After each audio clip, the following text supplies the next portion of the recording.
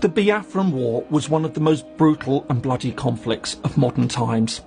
Also known as the Nigerian Civil War, it left 1 million dead and millions more displaced. It also shaped so much of our thinking on secession and independence. And yet today, it's largely forgotten. So what was the conflict all about?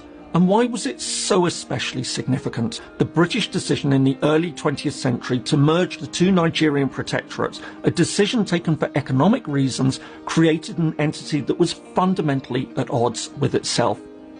This would eventually have dramatic and tragic consequences following the country's independence in 1960. The tensions between North and South soon spilled over into the political arena, leading to mass killings and one of the most significant wars to affect modern Africa. Indeed, the Biafran War was widely regarded as the most pressing humanitarian disaster of its day. Over the course of 2.5 years, millions died in a conflict that led to mass starvation. During the war, the North and the West teamed up to fight us. Today, again, the North and the West teaming up.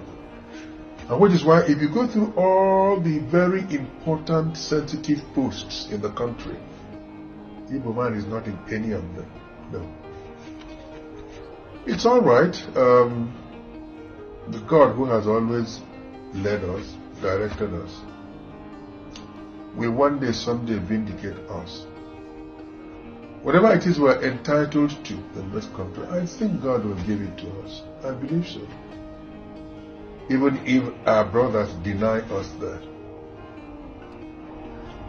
People who are afraid of competition will tell you that somebody wants to dominate them. Nobody is dominating you.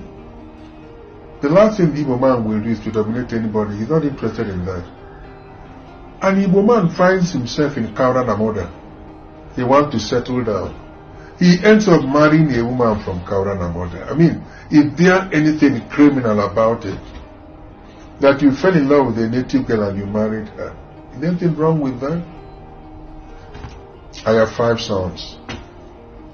One of my sons is married to a Yoruba girl. He brought her to the house and I said, hey, listen, do you love my son? Yes, I do. Yeah, come on. And we took our drugs to Yoruba land. It was incredible. Everybody was dancing. This chief asker. Right. He's married to... A lot of us are sick. Let's just conclude that way, right? Femi Fanika is married to an Igbo girl.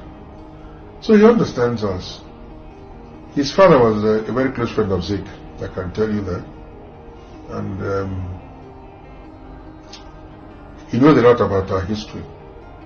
So when he talks, I want to listen to him. I've talked about politics, which I don't like, by the way, but I am compelled to because when people deliberately organize themselves into groups that exist purely to distort facts, people like us are bound to make statements to counter them. I mentioned something earlier. I said, if you hurt an Igbo man once in politics, it's not likely ever to give you a second chance to hurt him again. There's a book called The School for Scandal by Richard Bentley Sheridan. A character there is Lady Sneawell. There's a very popular quotation from that woman that anybody who read that book will always remember. Wounded at the early stage of my youth by the poisoned tongue of slander, I have ever since known no joy beyond reducing others to the level of my own enjoyed reputation. And the School for Scandal, it's now and all. So if you apply it to the political philosophy of the Igbo man, they will know why he doesn't take too kindly to perfidy in politics, treachery in politics, even though it is supposed to be an ingredient of diplomacy.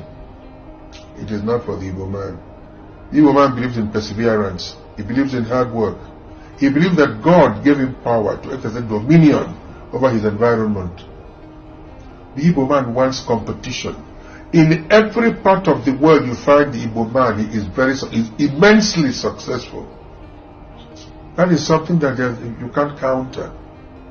Go to any part of the world. I mean, There are some of them, by the way, who, like you know, are criminal elements. But if you look at not Jesus Christ, he had 12 apostles. One of them sold him. So you will always have people who are non-conformists who want to cut corners and all that, but that's by the way.